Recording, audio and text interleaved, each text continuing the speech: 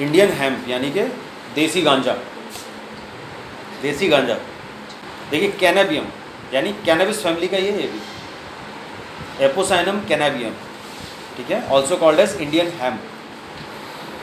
तो जब एपोसाइनम की बात आती है तो उससे जस्ट पहले हम लोग एक मेडिसिन पढ़ते हैं एपिस मेलिफिका, ठीक है। तो एपोसाइनम और एपिस मेलिफिका लगभग एक दूसरे के भाई बहनी हैं। बस अंतर क्या है? अंतर ये है कि जो एपिस मेलिफिका है उसमें थर्स्ट टोटली लॉस्ट है, ठीक है, और एपोसाइनम के अंदर थर्स्ट है, प्रेजेंट है। बाकी लगभग सारे सिम्टम्स सेम हैं, लेकिन एपोसाइनम एपिस मेलिफिका से ज़्यादा ब्रॉड स्पेक्ट्रम में इडीमा या स्वेलिंग के लिए दी जाती है। अब आप सोचेंगे लिखा तो बहुत कम है, लेकिन जितना लिखा है वो इतना सटीक लिखा हुआ है कि अगर आप उसके बेस पे एपोसाइनम प्रिस्क्राइब करते हैं तो आप पेशेंट को सिरोसिस ऑफ द लिवर से बचा सकते हैं, आप पेशेंट को प्लूरिसी से बचा सकते हैं, आप पेशेंट को कार्डियक फेलियर से बचा सकते हैं। सबसे पहला जो हमारा सिम्टम है, it is about physical generals. तो हम स्टार्ट करते हैं फिजिकल जनरल्स से। एक्सक्रीशंस डिमिनिश्ड। अभी एक्सक्रीशंस में सब कुछ आ जाएगा, एक्सक्रीशंस नॉट सीक्रीशंस, ठीक है। तो एक्सक्रीशंस पार्ट में सिर्फ दो ही आते हैं, पसीना और यूरिन, ठीक है। बाकी डिफिकेशन तो सेकेंडरी चीज़ है, बस वाटर से रिलेटेड यही दो हैं, ठीक है। Lacrimation is a secretion, but जब बॉडी में पानी की कमी हो जाती है तो हमारे सीक्रीशंस भी डिमिनिश्ड हो जाते हैं। तो यहाँ पे क्या है? Diminished excretions. Dropsy of serous membranes. अभी देखिए यहाँ पे देखिए, आप एक चीज़ समझिए, सेरस मेम्ब्रेन्स की ड्रॉप्सी हमने और कहाँ पढ़ी थी? एपिस मेलिफिका और ब्राइनिया के अंदर पढ़ी थी। सेरस मेम्ब्रेन का इफ्यूजन और म्यूकस मेम्ब्रेन की dryness.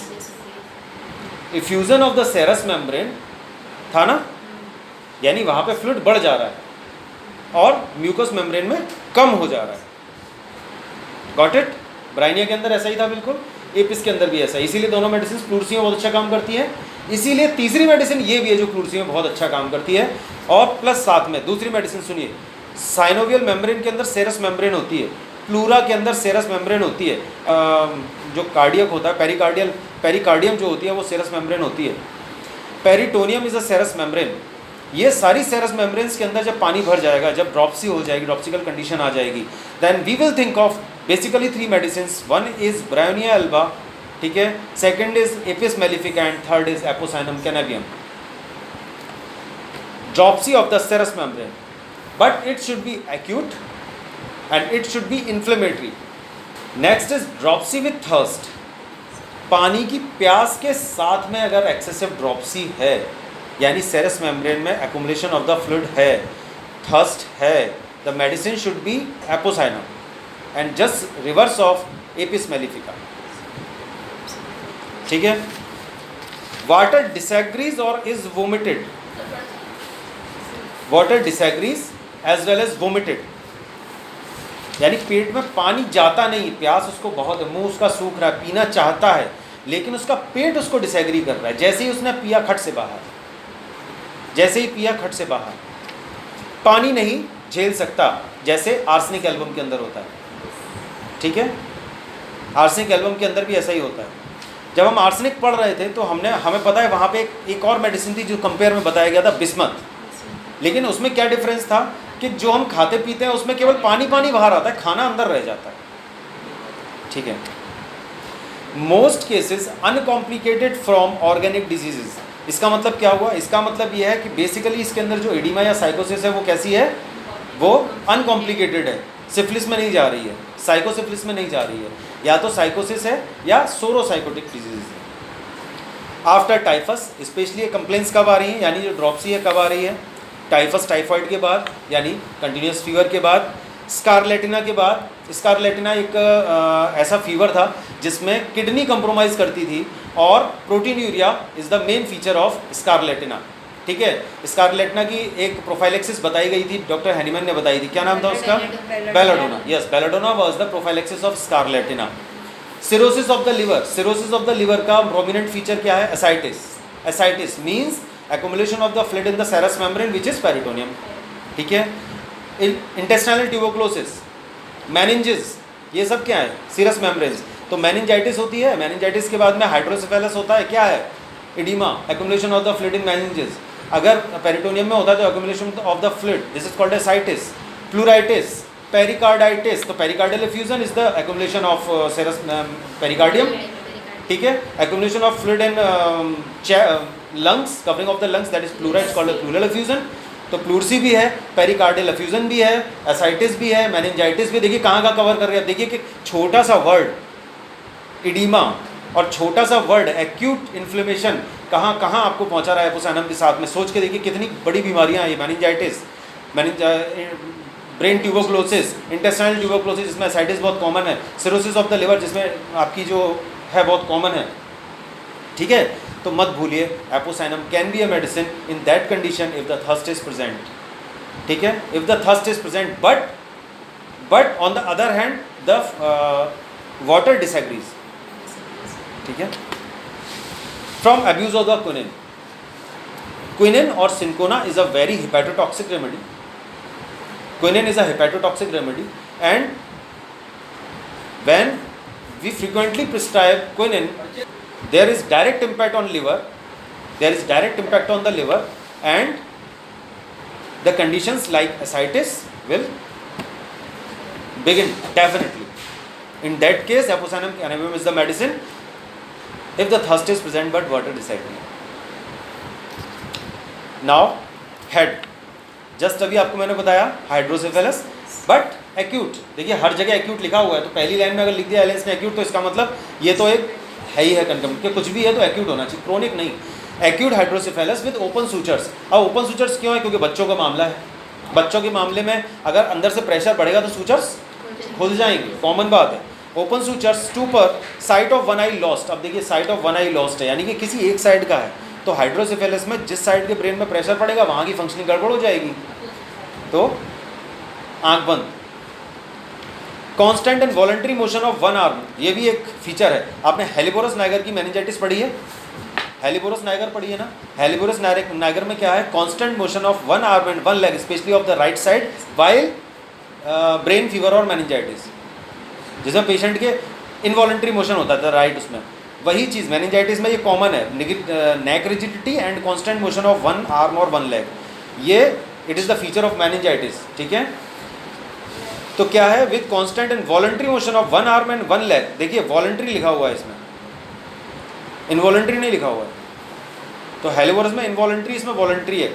Left arm and left leg अगर है तो ब्राइनिया, अगर left arm and left leg है the medicine is Bryonia. Forehead projected, अब ये सब चीज़ें देखिए कॉमन है। हाइड्रोसेफेलस होगा तो प्रोजेक्ट हो जाएगा फोरहेड भी, सूचर खुल जाएंगे, टाइटनेस हो जाएगी, कोई ना कोई सिस्टम डिस्टर्ब हो जाएगा। बट इंपॉर्टेंट क्या है इसमें? Constant voluntary motion of right arm and right leg. यही constant involuntary motion of right arm and right leg is Helleborus niger. If it is of voluntary motion of left arm and left leg the medicine is Bryonia alba, ठीक है। अभी यहाँ पे हम देखिए आपको कालीब्रोम से और जिंकम से कंपेयर नहीं कर रहे हैं, जस्ट बिकॉज उन दोनों के अंदर एप्रीहेंशन है। कालीब्रोम अपने एप्रीहेंशन में हाथों को चलाता है, it is involuntary motion but वो उसको कंट्रोल कर सकता है। और जिंकम मैट में भी एप्रीहेंशन बहुत ज़्यादा है, इसीलिए वो पैर हिलाता है। It is not because of the brain complaints, it is just because of the apprehension and nervous excitability. That's why we are not comparing here Kali brom and Zincum mat.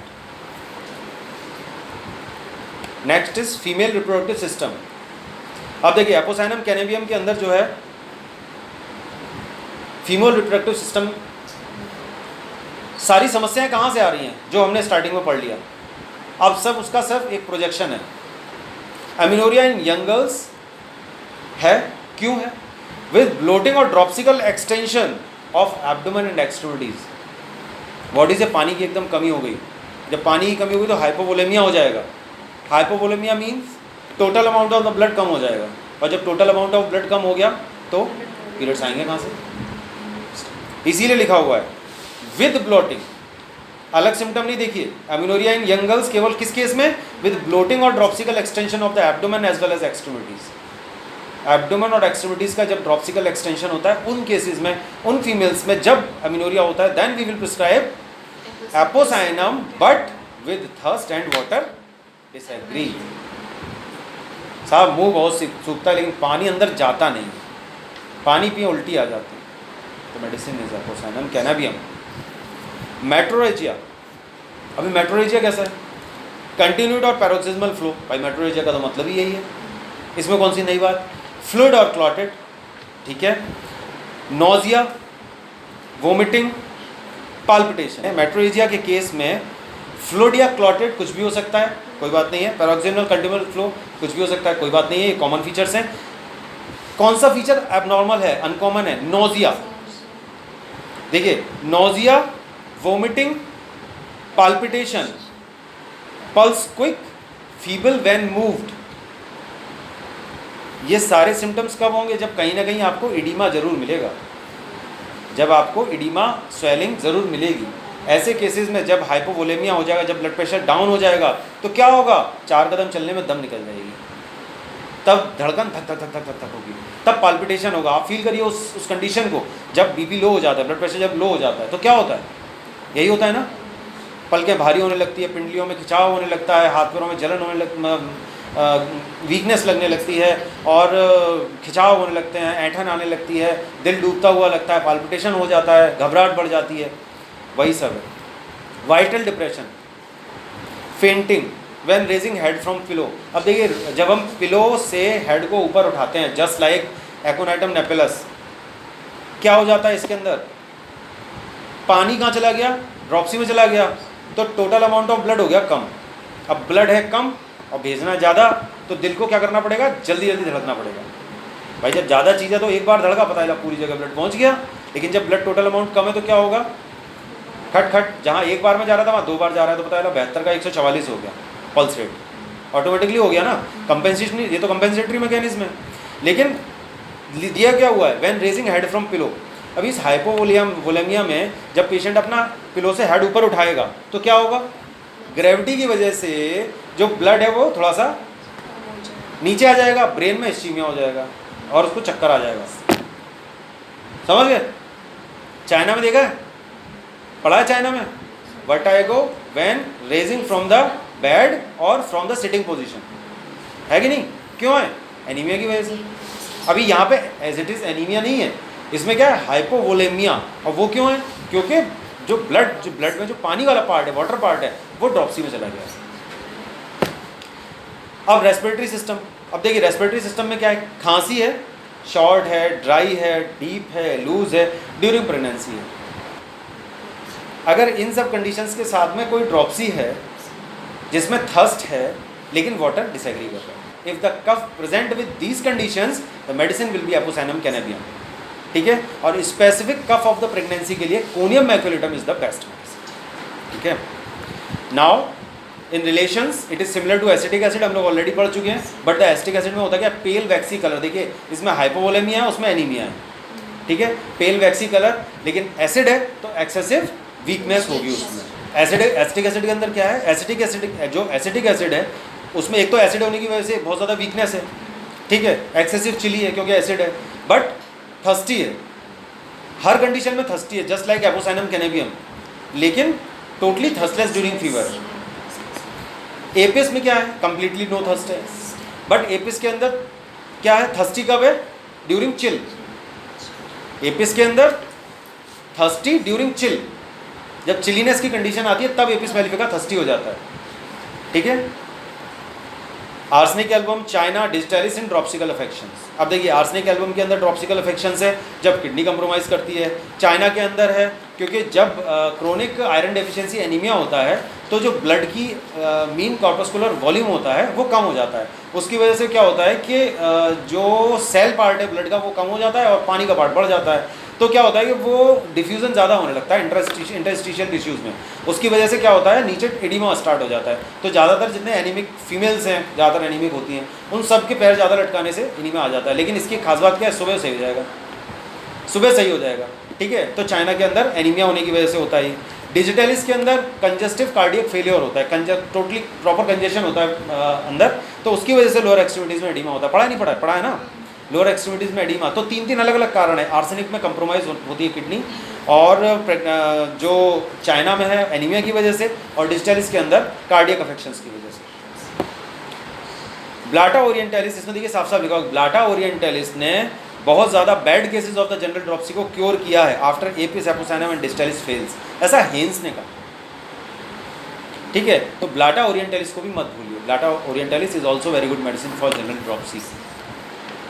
ठीक है, तो ये थी हमारी एपोसाइनम कैनाबियम।